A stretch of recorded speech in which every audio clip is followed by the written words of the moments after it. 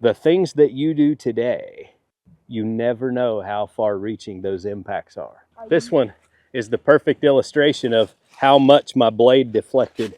You see this line at the end, this is where I was cutting. Well, hey there, hobby homesteaders. Welcome back to Peaks Peak. My name's Lucas. And I'm Caden. And Maple's running around out here, and we've got a beautiful day. It's a little bit chilly, but not too bad.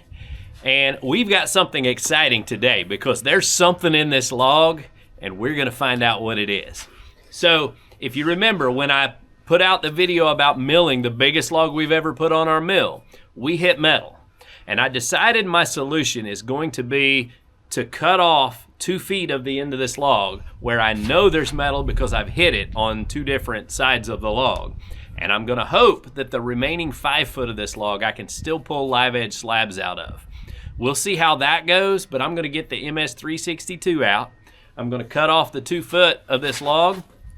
You all right over there? No. We're gonna cut 2 feet off of this log, and then we're gonna take that 2 feet over to the split fire and bust it up until we find the metal and see what it is that's stopping our blade. I think this is gonna be a good time because 1, we get to find out what's in the log, and 2, we get to run the mill and all the equipment. So, hope you guys enjoy it. Let's get to work. Yo! Yo! Yo! Now, before I get to work, I wanted to share a couple of quick updates. The first one being, we had the EBL power station up here, and it's been working great. But we had a cold night where it was down in the 30s, and then I came up here in the afternoon when it was up in the 50s, but the machine was still cold, and it wouldn't turn the lights on because of the temperature. So it was kind of in protection mode, I guess it was. So I took it down to the house and put it in the warmth so that I could test and make sure that's what the problem was. And sure enough, when it warmed up, it came on, everything worked fine, and it's worked fine ever since, down at the house.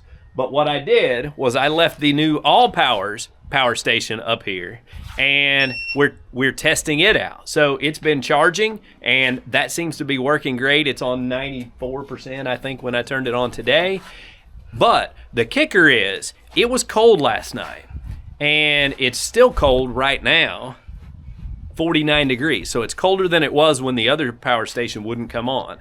And this one came on. Now, it didn't get below freezing last night, so maybe that's the difference, but I think this one seems to be working a little better in colder temperatures. We'll keep you updated on that. The other thing is, so we made a video about things that we were going to use around our sawmill, and this is one of the things we recommended getting. And it works, but I've been using it on this log, and in this section where I'm hitting something 2 feet or 2 inches deep into the log, it's not giving me any signal at all. So it's not strong enough to reach 2 inches deep into the log. So for that purpose, it's kind of worthless. I don't know if a more expensive one would work better, but at the same time, if I'm spending more than 20 or 30 bucks on it, I'd probably just as soon sacrifice the blades.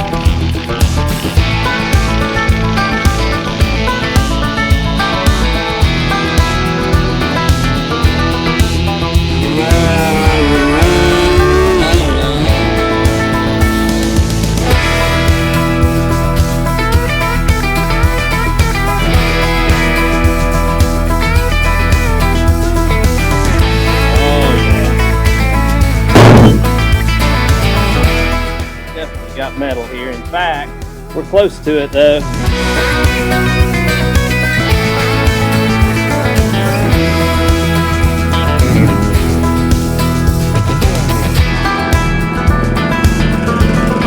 Okay, so we're going to start splitting and see what we can find. I don't know what to expect here.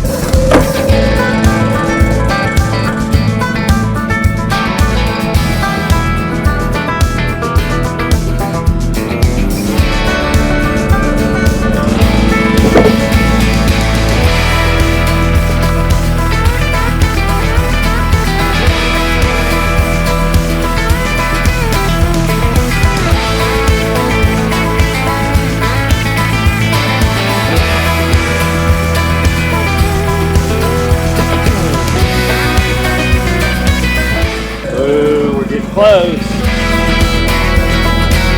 Yeah.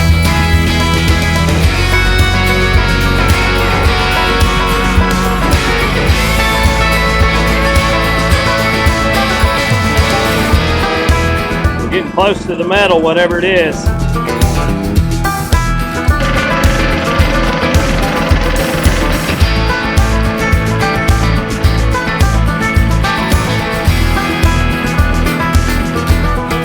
Oh, it looks pretty clean here.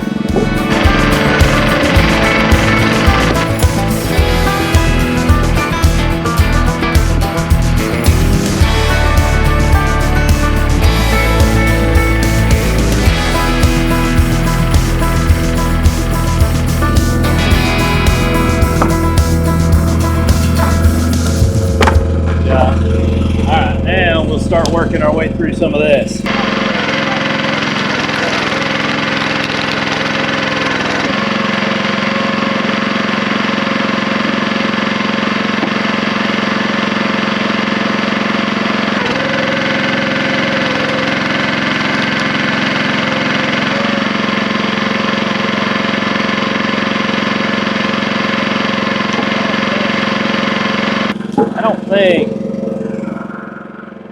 I don't think it's in this.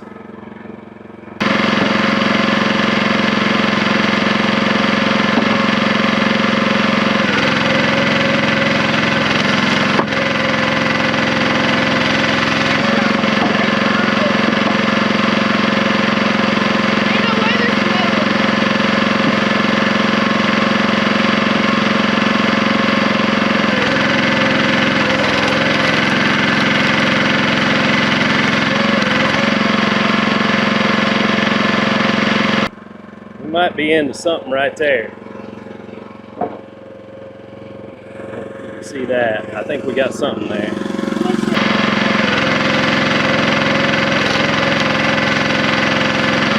We're getting it. We're getting it. Right there. Oh man, this is something big too. I think it's an old electric fence insulator. Let me see. Hold on. That's cool, isn't it? Let's get it the rest of the way out. We'll go to this side of it and see if we can't get it busted open. Boy, it ain't no wonder we couldn't cut it.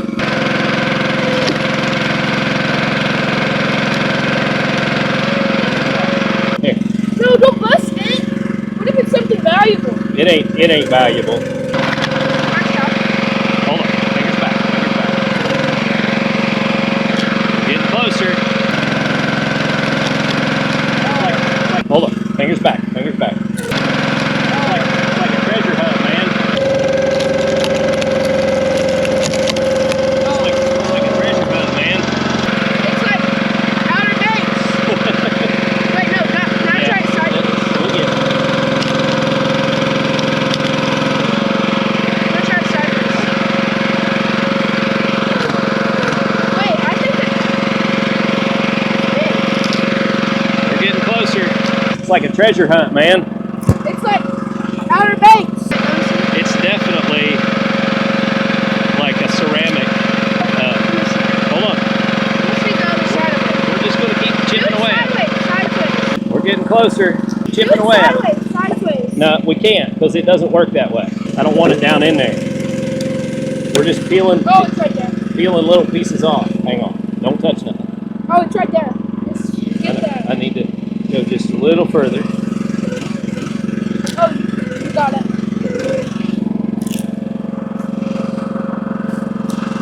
Alright. At first I thought it was a Hold on. wedding band. Just wait. Edge of it.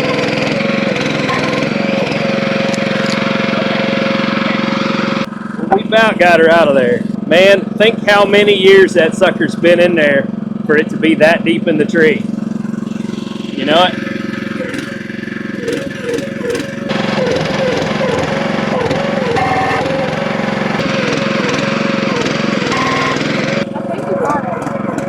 You got it. Oh, that's not true. You got it.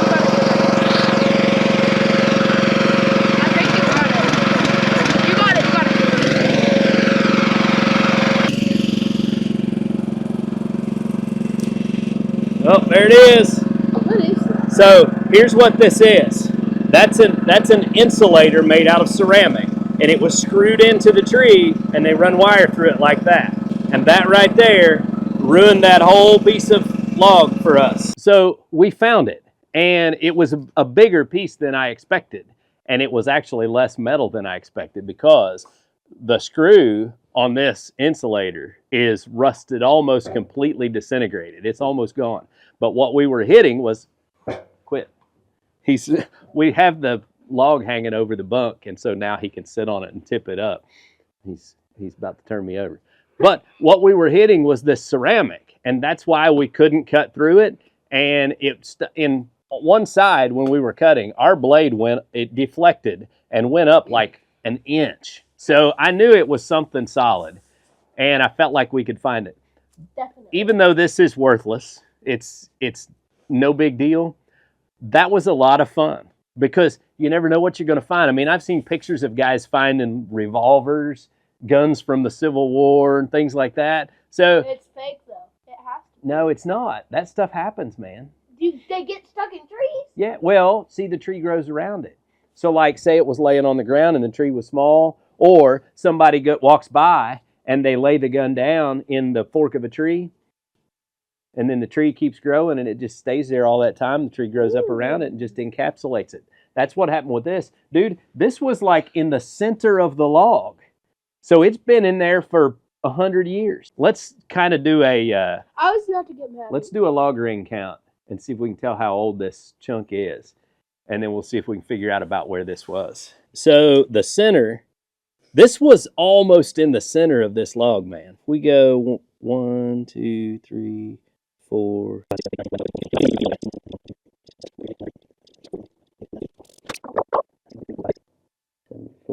75. So guys, that's kind of cool. Now listen, it's not scientific and I'm not the best. I probably wasn't the most accurate at counting the little rings, but I counted 75 rings. So this tree was about 75 years old. If we can match up where this was found in the tree, it looked like it was at about ring 15 or so, which means this was placed in there 60 years ago. You know what year that would be? 1946. 1964 is 36 years from 2000, and plus 24 is 60 years. 1964 is when this was placed in that tree. That was 15 years before I was born. You were born In fact, my dad would have been 8 years old. No, wait. Dad was born in 52. Dad would have been 12 years old. Mom would have been 8 years old. I had her year in my head. Mom would have been 8 years old when this was placed in that tree. How much negative would I be? Oh yeah, you were a long ways off. About 50 years. 50 years. Yeah. That's pretty cool. On with the rest of the story. We have 5.5 foot of slab left to cut up here. And I think those will make some nice tables.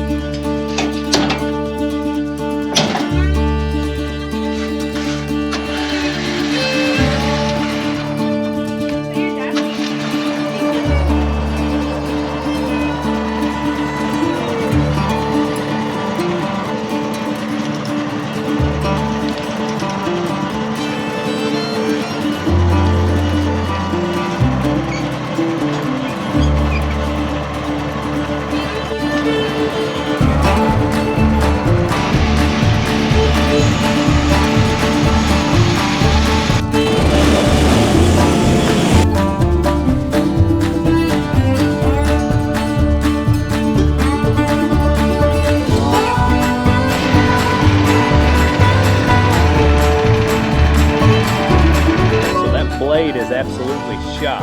And remember, this is the old stock Max blade, and we hit that insulator with it. So definitely, causing some problems. I don't really want to put a brand new blade on just in case there's something else in there. So I'm going to try to power through and get this last cut or two made.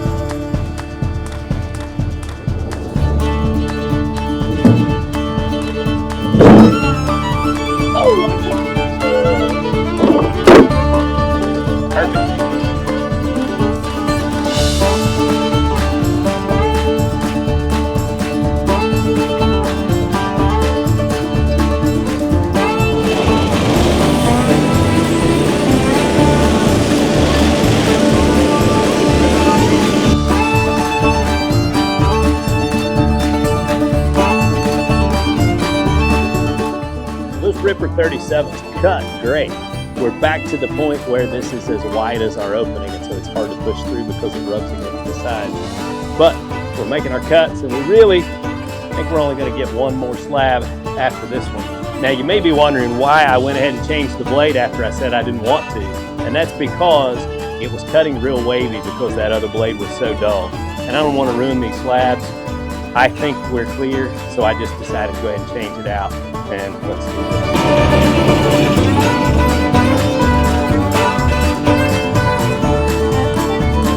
Did I mention I love my new tractor?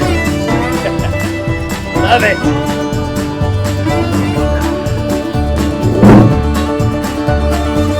Yeah, that cut's gonna be way better.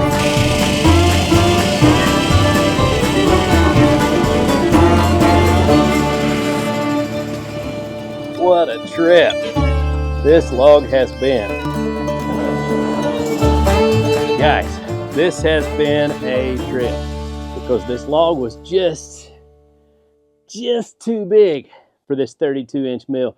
Now remember, we had a 34.5-inch measurement on this. So at its thickest point, we were definitely too big for the mill, and we kind of just tried to manipulate it and move it around to where we could work it through it. And we did finally get it cut up. And we have 6 really nice 2-inch slabs and one 1-inch slab. So we've got a lot to work with here, and we found a cool little treasure inside this log. That was a lot of fun.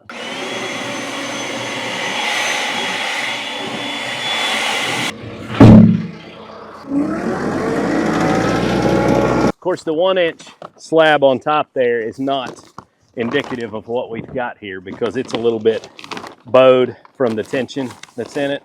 But the rest of these 2-inch slabs, now we've got some nice stuff. Since I do not have my lumber storage shed or my equipment shed done, I went to the dollar store, bought a couple of heavy-duty tarps because I want to take care of these slabs. Just put one on each corner and then, you know, in the middle. This one is the perfect illustration of how much my blade deflected. You see this line at the end, this is where I was cutting. Yeah, this side shows it the best. See this line I was cutting, and it goes up. A lot of deflection there. All right, guys, well, I hope you enjoyed seeing us finish up that big old log and find our little treasure. That was pretty cool, wasn't it? I bet this is worth $0. Well, yeah, it's definitely worth $0. But it's neat to find things from the past and think about, you know, who might have been out there putting it out there. I mean, it would have been like my grandpa out building his fences, you know, at about that time. So to think that, you know, this many years down the road, we're cutting it up into live edge lumber, may turn it into a table. And the other thing is, the things that you do today, you never know how far reaching those impacts are.